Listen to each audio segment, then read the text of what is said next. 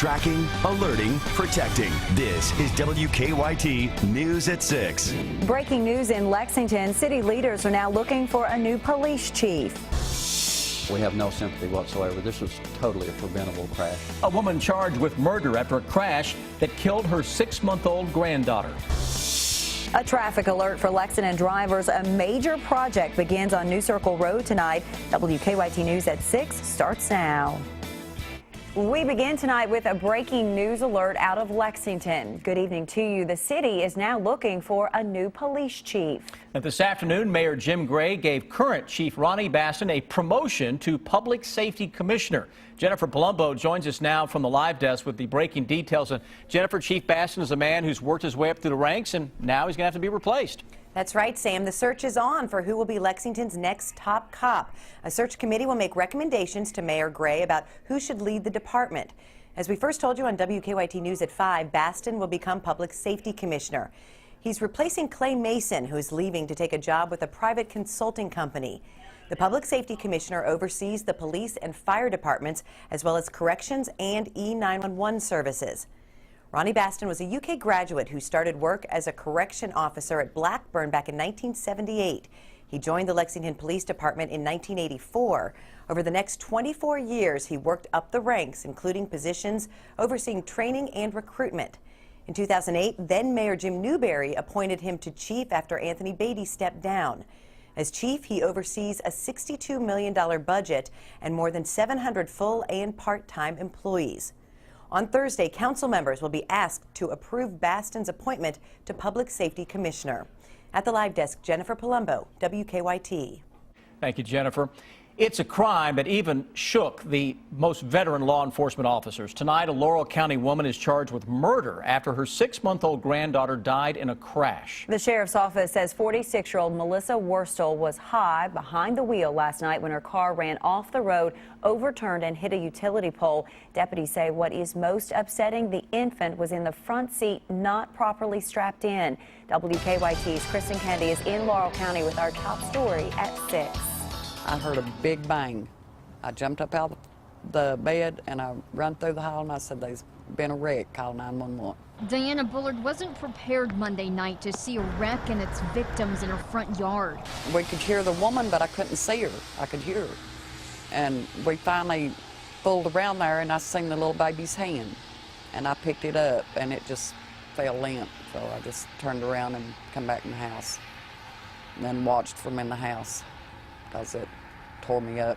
Little Ivy Worstel was only 6 months old. Deputies say her grandmother, Melissa Worstel, who has full custody, was high behind the wheel and took off on Parker Road without properly restraining the baby. I think she should be put under the jail for doing pain pills out driving with a 6-month-old baby. Bullard says wrecks happen all the time right here, and this is the second deadly one. She says people take the curve too fast and lose control.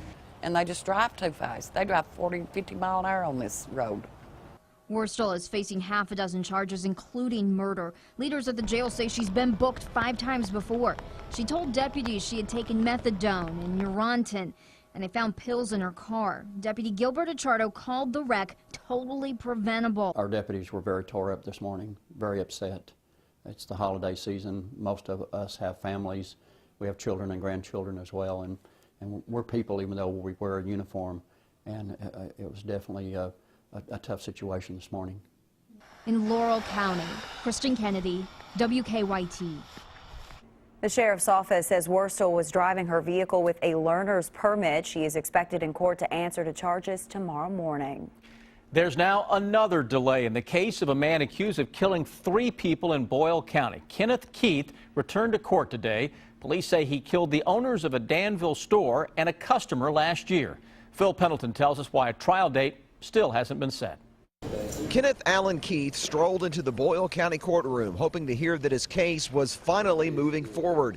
But his attorney says there is frustration over the lack of progress. I am, but probably no more frustrated than Alan. Bethany Stanziano says they had hoped to receive all the evidence reports months ago. Within the next 10 days to 2 weeks, they have now completed all of their forensic testing with the lab in Frankfurt, but they are generating the reports now. I know there were some DNA results that I have not seen yet, but as my understanding, do not link Mr. Keith to any of the victims or the crime. Keith is accused of killing Michael and Angela Hockensmith and gold broker Daniel Smith inside ABC Gold Games and more in September of last year. His attorney maintains that police arrested the wrong man. He's being accused of this horrendous crime, and he's sitting there.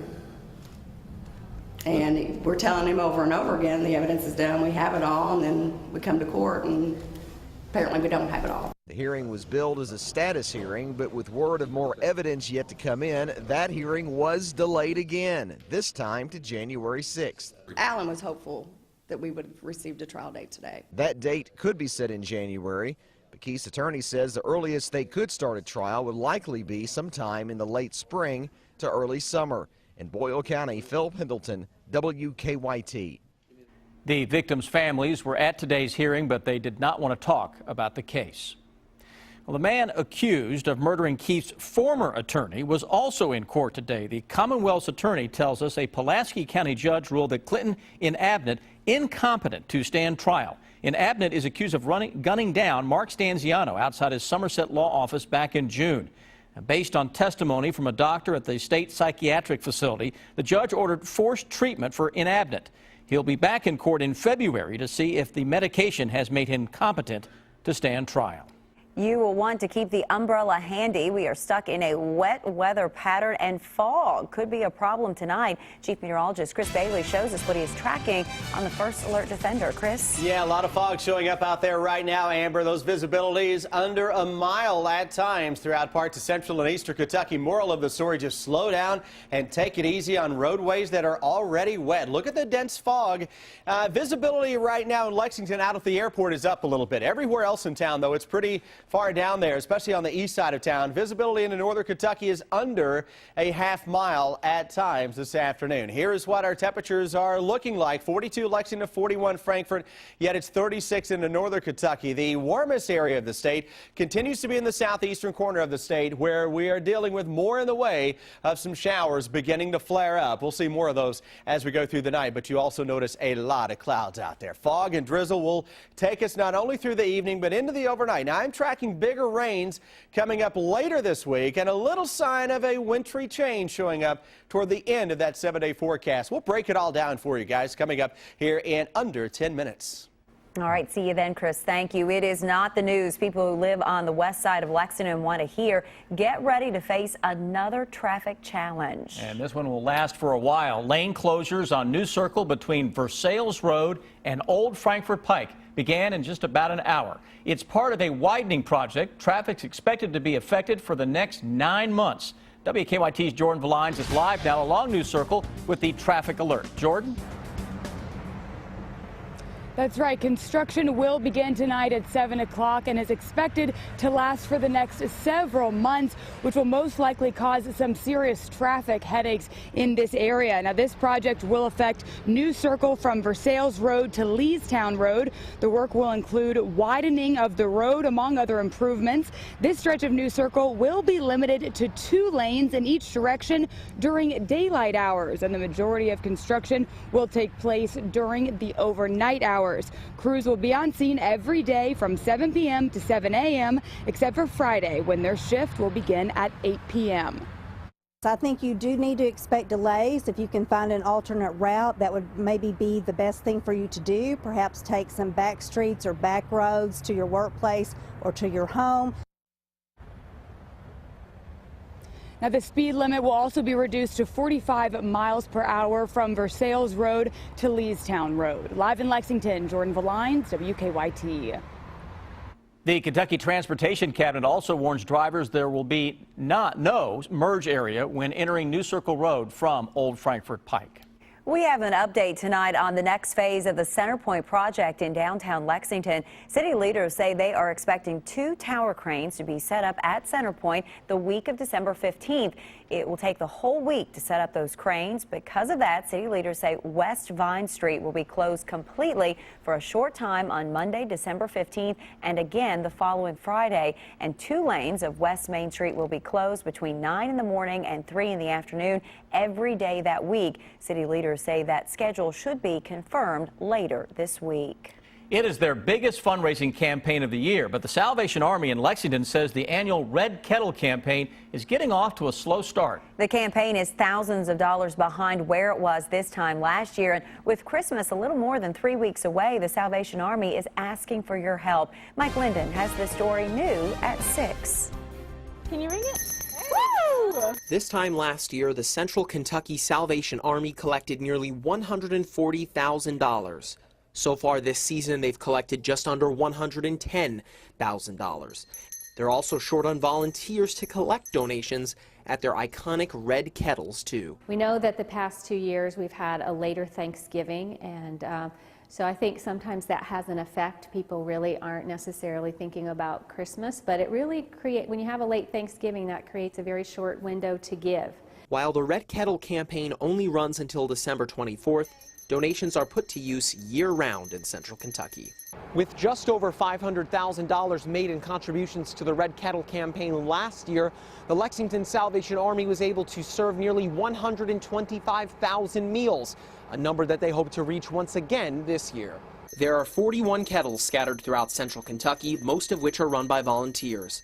Last year, volunteers from the UK Athletic Department logged 198 hours, the most out of any kettle in Central Kentucky. We've been given such a platform as student athletes to come out and give back to the community that has, given us so much. And so it's really special to be able to do something like this every holiday season. The Salvation Army aims to reach $550,000 in donations by Christmas.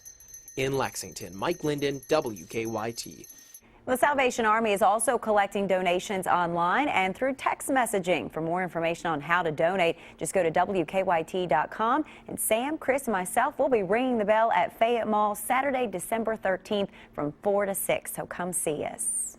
I look forward to seeing all those folks out there then. Health leaders say it's another reminder to get your flu shot now. Next, they say the flu has arrived in Lexington. And then a former Kentucky Derby winner and fan favorite now has a new home right here in Central Kentucky. Online at WKYT.com. Join the conversation on Twitter and become a part of the WKYT Facebook family.